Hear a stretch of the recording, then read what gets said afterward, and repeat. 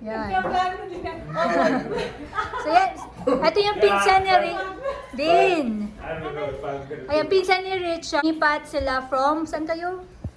Toronto. Toronto to Edmonton. Edmonton. Kailan kayo lumipat? June Last year.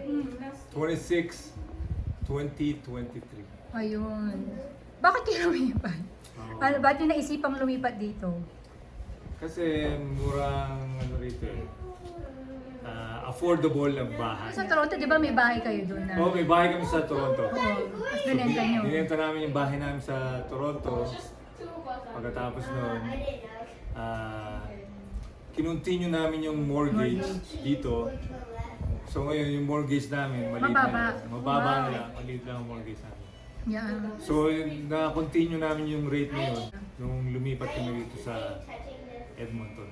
Bigay ba sa inyo na idea bakit kayo gusto nag-move dito? Or Balak na namin talaga na mag-move doon dito. pa? Yeah. O, balak na namin mag-move. Tapos, pero ano kami, on and off, Yeah. yung feelings namin. Tapos, nung nagkaroon na ng pandemic, na work from home na kami ni Genevieve, Mm. so doon na kami nagkaroon ng ng right timing para mag-move dito. So yung work nyo, kung work from home, nag-work pa rin kayo from home right now or hindi na? Work from home pa rin kami. Under ng ano pa rin, ng Yeah, same company. same company. Okay, yeah, sa that's good. Toronto. Yeah. So yun ang nagbigay sa amin talaga ng ng opportunity, big break para lumipat dito at ng lakas ng loob lumipat dito. Kasi kung maghahanap pa kami Mahirap. ng work dito, Mm. so medyo mag-hesitate kami. Yeah. Pero since na work from home kami, kaya yun, malakas ang loob namin. Nag-transfer ikaw? O, Yeah. same, nag-transfer ka? Nagpa-transfer ako. Yeah. Yeah. Okay. So- Kasi ano si Richard din ganun. Kasi dati, hindi talaga kami maglalakas loob din na lumipat dito kung walang trabaho. Ang hirap maghanap kaya, di ba? Yeah.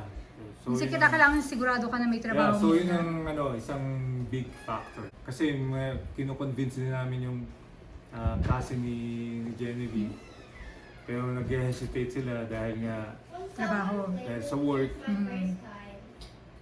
tsaka yung mga maiiwan nilang family ron, kaya nag-hesitate sila. So paano nyo nabili yung bahay nyo dito? Bago yung bahay nila na nabili nila dito sa Edmonton. So nag-ano lang kami, nag-visit lang kami ng ng mga show. So nag-contact na kami ng mga Builder? mga builder. Okay. Tapos tinauna na namin noon na nagbakasyon na rin dito. Yeah. So yung meron na kayong idea kung saang lugar kayo bago kayo nagpunta dito or hindi? Nagtingin-tingin lang kayong dumating kayo Tingin-tingin dito? lang kami pero wala kaming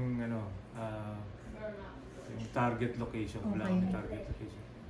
So, yung bahay nyo ngayon, na-sign nyo siya bago kayo nakauwi ng Toronto nun? Yeah, nung pagpunta namin dito, so nakausap na namin yung yung builder, yung representative nila, yung agent. Yeah. So, bago kami bumalik ng Toronto, Nakapirma na kayo? nag-sign na kami ng contract. documents Oh, okay. para Yeah. kasi nagmamadali rin kami, ayaw rin mag-antay ng matagal. Mm. Kasi naibenta na namin yung bahay namin Yeah. doon. Wala na kami titira. O so, nabenta nyo bago kayo tumingin ng bahay? Yeah, binenta muna namin yung bahay namin sa Toronto. Okay, that's smart. Tapos, bago kayo pero tumingin. pinag-iisipan namin kung magre-rent muna kami ng apartment dito. Yeah. Pero ayaw naman ni Genevieve ng palipat-lipat. Yeah, mahirap mo kasi maglipat din Oo, talaga. ayaw ng palipat-lipat. So, naghanap na kami ng quick So possession. yung sa tingin nyo, nandito na kayo sa Edmonton, ano yung pagkakaiba ng life nyo from Toronto dito sa Edmonton na? Mas ano ba, laid back or mas magaan? Ano mas ba magaan ang naging life namin dito. siya? Yeah. Hindi na kami ganong stress sa aming finances, Yeah. sa pagbabayad ng mortgage, sa kung ano man yung mga kailangang bilhin. So hindi na kami nai-stress. So, nagkaroon kami ng Financial freedom. konting financial freedom. konting financial freedom. That's good. So, So happy naman kayo dito sa sa happy Edmonton? naman kami rito. So, mas gusto sana namin dito sa Calgary pero yung Doon muna. yung work kasi ko nandun sa Sa Edmonton. nasa Edmonton. Pero wala bang chance na mag-transfer ka din dito sa Calgary? Merong bang dito? Maybe. Yeah, yeah, kasi nabili ng bahay. Maganda eh. No, magkano nyo nabili yung bahay? Mid 400s, right? 470. 470. Yeah, 470. See, Lane Home, meron ng garahe. Lane Homes, 1,700 square feet, including the garage. Yeah. Lane Homes. Nakapunta na kami sa bahay nila. If you see yung dating namin video, no? Yan, pinsan siya ni Richard. Ayun yung asawa niya. Si Genevieve, yun yung anak nila, si Daniela. At saka sa new community yung sa inyo, no? Marami pang binibuild ng mga bahay. Marami pang binibuild na So, how would you compare your first winter in Alberta compared to your winters in Toronto? Mas malamig, hindi. Mas malamig sa number lang. Sa number. Yeah. That's true. Pero yung feeling, palagay ko, parang parehas lang sa Toronto. Kasi iba yung lamig sa Toronto, parang nanunuot sa buto, di ba? Yeah. Kahit kunyari sabi mo na -5 dun, tapos dito -17, parang pareho lang. Oo. Di ba? Hindi siya ganong malamig. Yeah. So, Mas snow ba? Maraming snow? Kasi sabi nila Edmonton daw malamig. Parang hindi naman. sa Edmonton, kasi dry ang dry ang Winter. ang winter eh. Mhm. So madali lang mag-plow ng snow. I-blower mo lang. Mag-aw yung snow, di ba? Gamitin mo lang yung liliparin na yung Yeah. snow. Hindi ka katulad sa Toronto. You Basa. have to shovel. Yeah, you have to shovel. Yeah. Kaya doon sa lugar namin sa Edmonton o dito sa Calgary, gamitan mo lang ng snow blower. Yeah, you Totoo said yun. you only shoveled like twice, right? Yeah. Twice in the past winter. So, 2 times lang ako nag-shovel. Kasi Wow. nung first time na bumagsak yung snow, medyo wet pa siya eh. So, hindi kayang i-blow ng blower. So, shinovel ka lang. Pero hindi naman gano'ng makapal. Yeah. Tapos nung mag-e-end na yung winter, nung April, nag-shovel na naman ako ulit. Yun ang second time. Yun kasi yung nila yung parang wrong. Although minsan talaga malamig din na -40 dito, di ba? Pero lahat ng mga kamag-anak namin sinasabi namin pag lumipat kami dito noon, sabi nila ba't daw dito ang lamig-lamig daw sa Alberta. Malamig pa actually sa Toronto kasi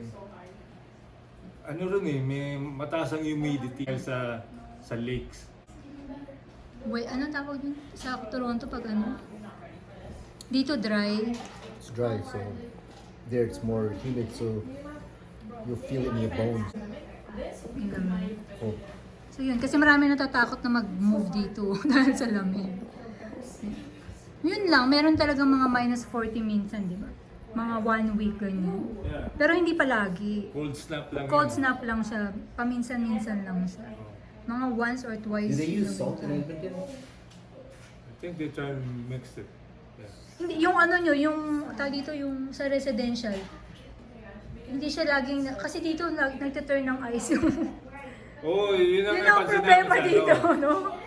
Sa mga residential area, Residential, yeah. hindi siya pinaplow. Yeah. Hindi katulad sa Toronto, Pagkatapos ng pinaplow yung snow, di ba, na kagad, malinis Doon na kagad. linis kagad sa Toronto, pero dito hindi.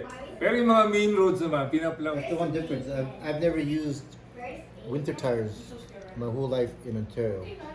Dito. But here, I had to get winter tires because it's Minsan slippery. yeah, So, slippery. I don't want to end up in a ditch. Yeah, kaya maraming nasa ditch, di ba? Yeah, here you'll see a lot of trucks, cars ditch. in a ditch because they're either driving too fast for the conditions. Yeah. But in Toronto, you don't see that often because the roads are usually plowed all the time. Yun lang. Tsaka Napansin ko din dito sa Calgary. Napansin mo ba yung mga windshield basag-basag? Oo, yun yung napansin ko sa Calgary. Dahil I think sa hailstorm mo yun or sa... Hindi, kasi ginagamit nila O sa sa- winter. Yeah. Gravel. Sa gravel. No? Mga sand. Yeah. So may mga bato-batong maliliit. Kami sa Toronto never kami nabasagan ng windshield. Pero dito may dalawang crack na ngayon sa amin. Kayo Ako, meron din? first time. Remember last winter when we went to Cross-Eyed Mills? We Yeah. went to the mall, the parking lot. Sa parking lot, binibilang namin. We're almost, I'd say 80% of the cars have a crack in the windshield. Sa parking lot. Okay So na. we were gonna Binilang vlog namin. that because it's funny because Yeah. almost every car has a broken windshield. Hindi normal dito. So Hindi that's normal one sa thing. Toronto. Yun lang. That's one thing that different. Napansin niya. Actually, first time ko nang na-experience yung Nabasagan? nagkaroon ako ng small crack. Yeah. Siguro mga 1 inch na crack. Yeah. 1 inch na. Pero hindi na siya humaba, hindi na Yeah, siya hindi siya Were humaba. they able to fix it or you have to replace it? No, I just Just like that. Hindi mo na yeah, pinaano. hindi ko na siya pinaayos. Ito si Richard, pinaayos niya. Konting ano lang, yung parang na ano lang ng bato. Pinaayos niya kagad. Sabi ko, hayaan mo na yan. Because if you fix it, then it prevents it from spreading. Yeah, Once but it gets bigger and bigger, it's gonna happen again. So common in here. Pero yung sa akin hindi siya lumalaki. Oh? So, nahit kami nung nag-road trip kami sa BC. Ah. Around May yun eh. May. Siguro mga 1 inch na crack. Crack? Yeah, parang small line lang siya eh. May Small line. Ah, okay. Oo. Ah. Pero hindi na siya umaba. First time yun nangyari sa First time ko inyo. na experience yung ganun. eh. Yeah. Sa Toronto kasi hindi common yun. No? Ayun, nakakatawa. Ayun lang. So, ayan. Sila yan. Happy naman sila, di ba?